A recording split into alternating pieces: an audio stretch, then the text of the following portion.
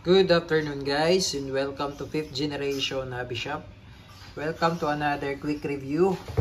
Shoutout po natin si Sir Welton.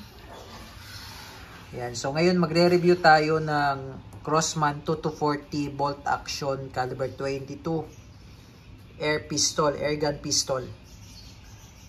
Yan, so bali ito yung kanyang bala. Ito po ay .22, 15.7 grains. Ito ay Umarex brand, pointed.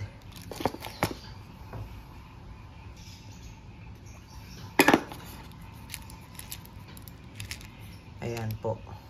So, bali ito po ay kasama na sa package. Ayan o. Pointed siya. Caliber 22 pellets. Ayan. Ito ay 200 pieces.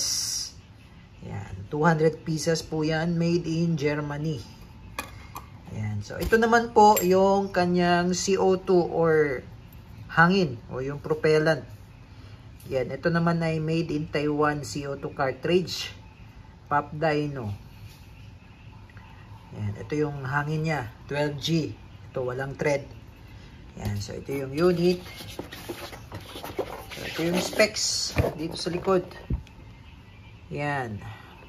Ang mechanism niya is bolt action, power source 12G, ammunition, .22 caliber pellets, capacity single shot, weight 1.81 pounds, rifled steel barrel. Yan. Yung sight naman niya sa front naka-fix, sa rear adjustable siya, elevation. And yung safety is cross bolt. Ayan, up to 460 EPS. Ito siya. So ito yung cross bolt safety. Ayan, ito. Ayan. So makikita nyo naman po may indicator yan. Ayan o, push, fire. Ayan. Tapos sa kabila naman po yung push safe. Ayan, cross bolt. Ito yung adjustable notch elevation yung sa rear sight niya. Sa front fix. Tapos pakita ko lang sa inyo yung barrel. Rifled steel barrel to. Ayan. Ito yung bolt. Ayan. Tingnan natin kung makikita ba. Ayan o. So, kung mapapansin nyo po, yung barrel niya, meron yan groove. Ayan o. Ayan o. Kita agad, diba? Ayan o. Ayan. So, rifled steel yan. Wala naman tong CO2 eh. Ayan, nakasafe. Nakasafe pa siya. Ayan. So, meaning, kapag ang bala lumabas sa barrel, umiikot yan. Ayan. Umiikot yung bala. Tapos, andito yung lagayan ng CO2. Ayos ko lang yung camera.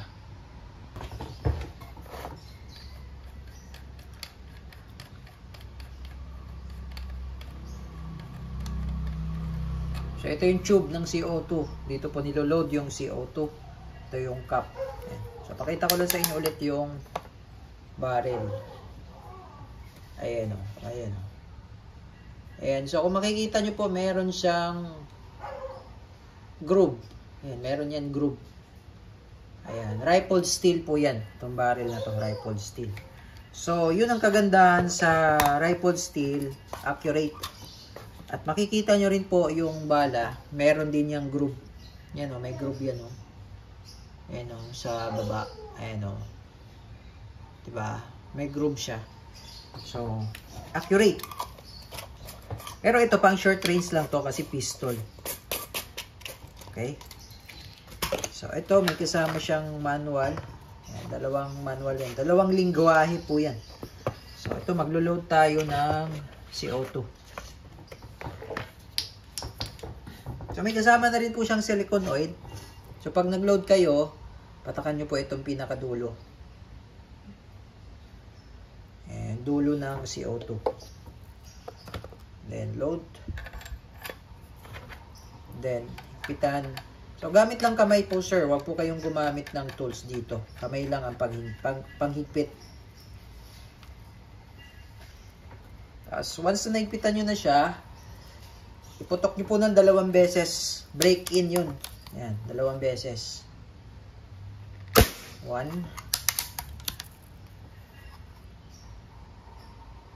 2. Lakas. Okay. So, ito, dito lang niloload yun, yung bala niya. Single shot siya, bolt action. Ito yung bala. Dito lang yan niloload. So, kasa mo lang siya. Yan. Pagkasa. Ito, yung bala. Yan. Pasok mo lang siya dyan. Yan. Tapos, lock.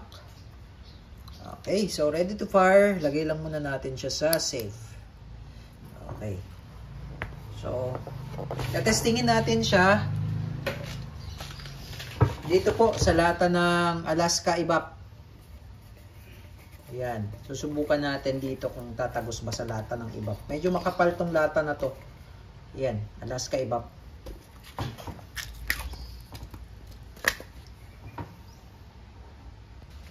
Okay. Firing. 2 to 40.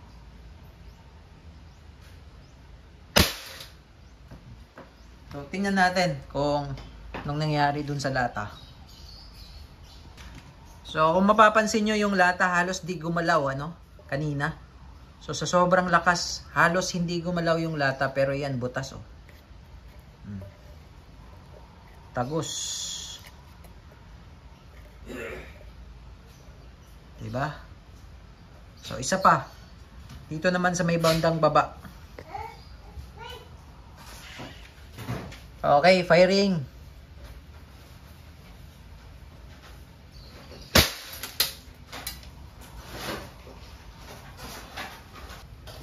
So, ayan. Butas pa rin, tagos pa rin siya. Oh. Tagos. So, malakas talaga 2 to 40. So, ang layo ko po mula sa target ay nasa 1 to 2 meters or 2 meters. Ayan. Okay, so talagang malakas si 2 to 40. Subukan natin sa steel plate.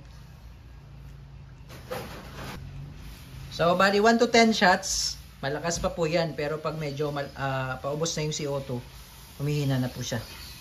Okay. Subukan natin sa plate. Firing. Oh. Lakas. At malakas din yung tunog. Yan. So, ito lamang po. Yun lamang Crossman 2 to 40 by airgun pistol. Crossman 2 to 40. Bolt action. Caliber 22.